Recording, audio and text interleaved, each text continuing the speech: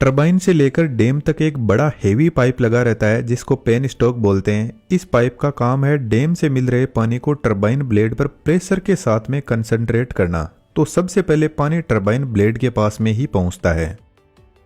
Hydro electric dam में multiple type के turbine होते हैं, लेकिन Francis turbine hydro electric dam की सबसे फर्स्ट चॉइस होती है क्योंकि ये 90% एफिशिएंसी पर काम करते हैं, जो मीडियम और हाई हेड टरबाइन होते हैं। अब फ्रांसिस टरबाइन की डिजाइन कुछ इस टाइप की होती है कि पानी इनके ब्लेड से टकराता है और चारों तरफ रोटेट करते हुए नीचे से इनके एग्जिट हो जाता है। यह टरबाइन के ब्लेड नीचे से ओपन होते हैं, तो जब पानी अपनी एनर्जी टरबाइन ब्लेड में ट्रांसफर कर देते हैं तो ब्लेड के नीचे से पानी एग्जिट कर जाता है और इस पानी को बाहर वापस रिवर में छोड़ दिया जाता है।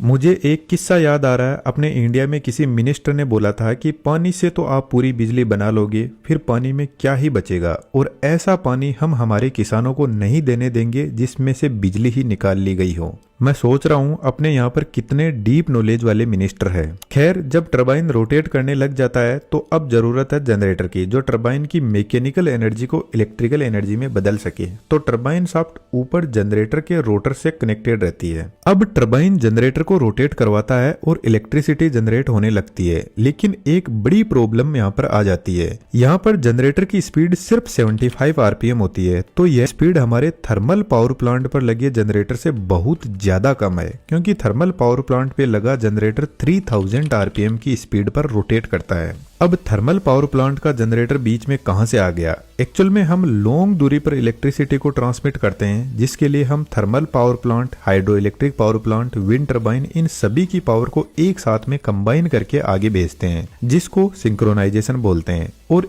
इन पावर प्लांट को एक साथ में सिंक्रोनाइज करने के लिए फ्रीक्वेंसी सेम होनी चाहिए। यह सबसे पहली कंडीशन है। हमारे इंडिया, चाइना और यूरोपियन कंट्रीज में 50 हर्ट्ज स्टैंडर्ड फ्रीक्वेंसी है और स्पीड का फ्रीक्वेंसी से सीधा रिलेशन है। यदि आप स्पीड कम करते हो तो आपको फ्रीक्वेंसी भी कम ही मिलेगी। अब यहाँ पर तो स्पीड का बहुत बड़ा गैप है, तो इसको सिंक्रोनाइज कैसे किया जाए? तो इंजीनियर्स ने फिर एक अलग टाइप का जनरेटर डिजाइन किया, जिसको सेलिएंट पोल सिंक्रोनस जनरेटर बोलते हैं। यह जनरेटर स्लो स्पीड में ऑपरेट करने के लिए बनाए जाते हैं, लेकिन इन जनरेटर के रोटर पे नंबर ऑफ पोल्स बहुत ज्यादा होते हैं, जो आप यहाँ पर क्लियरली देख सकते हो। थोड़ा इसको सिंपल करते हैं। जनरेटर के केस में स्पीड का एक फॉर्मूला होता है, speed is equal to 120 into frequency upon number of poles in generator. अब सबसे पहले हम अपने हाइड्रो इलेक्ट्रिक पावर प्लांट की ही बात कर लेते हैं। हमें जनरेटर की स्पीड मिल रही है 75 आरपीएम और फ्रीक्वेंसी हमको 50 हर्ट्ज चाहिए, जो कि फिक्स है।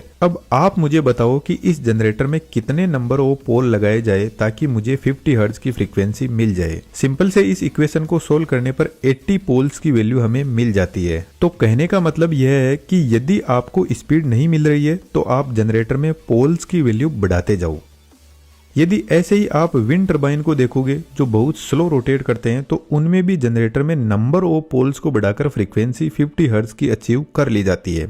अब हम थर्मल पावर प्लांट पे लगे जनरेटर की तरफ चलते हैं, जिसकी स्पीड 3000 आरपीएम होती है। और यदि हम इसी फॉर्मूले से यहाँ पर नंबर ऑफ पोल्स निकालें तो हमें सिर्फ 2 पोल मिलेंगे, जिसका फिर से सिंपल सा वही मतलब है कि यदि आपके पास में स्पीड अच्छी है तो आप नंबर ऑफ पोल्स को कम कर सकते हो। सिंप्लिसिटी के लिए हम समझ लेते हैं कि पोल क्या होते हैं। यदि आपने बचपन में इस मैग्नेट को देखा हो तो इस मैग्नेट के 2 साइड होती है, जिसको हम नॉर्थ और साउथ पोल बोलते हैं। अब इलेक्ट्रिकल इंजीनियरिंग की सबसे बड़ी प्रॉब्लम होती है कि कुछ भी हमें दिखाई नहीं देता है। करंट आपको दिखाई नहीं देगा, वोल्टेज आपको दिखाई नहीं देगा, मैग्नेटिक फील्ड भी आपको दिखाई नहीं देगा। इसको सिर्फ फील किया जा सकता है, जैसे लव होता है। तो ठीक इस मैग्नेट के पास में भी अपना मैग्नेटिक फील्ड होता है, लेकिन इसका पता आपको तभी चलेगा जब आप इसके पास में कोई दूसरी मैग्नेट लेकर आओगे। तो या तो वह इसको अट्रैक्ट करेगा या फिर इससे दूर जाने की कोशिश करेगा, क्योंकि मैग्नेट के पास में सिर्फ 2 ही प्रॉपर्टी होती है, अट्रैक्शन एंड रिपल्सन। यदि मैं आपको सिंपल लैंग्वेज में समझाऊं तो या तो कपल्स में लव होगा या फिर नहीं होगा। यह एक दूसरे को मनाने वाली जो सिचुएशन होती है कपल्स के बीच में, ऐसा मैग्नेट में कुछ भी नहीं होता है।